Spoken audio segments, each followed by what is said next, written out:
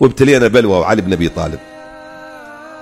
من اقول لك ابتلينا بلوى حقيقه يعني. ها شلون نثبت مرتكزات الناس على حب الحسين؟ كل ساعه طالع لنا واحد سكينه خاصره. وبشرك بهالخمسة ايام الجايه تخيل المواقع الالكترونيه شو راح تهجم عليكم.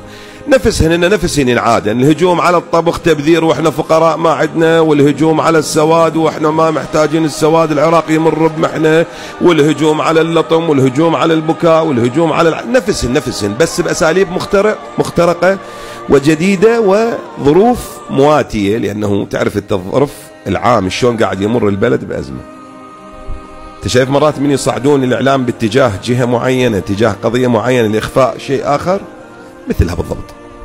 هاي اللي يسمونها بالعرف، اعتذر من اللفظ، عركه نشاله. سامحك شي مصطلح؟ هذا قول لامير المؤمنين يقول: كل طاعن رتفه ليقتل خلفه. توجيه النظر تجاه قضيه معينه وسرقه باتجاه اخر، سواء السرقه اجتماعيه، ماديه، نفسيه، عقائديه، احنا هم الحمد لله رب الشكر ما ندري. ذاك قبل منهوب النص مو منهوب، احنا منهوب الكل. عاد خلينا نسلم على ذكرنا للحسين، نسأل الله بذلك.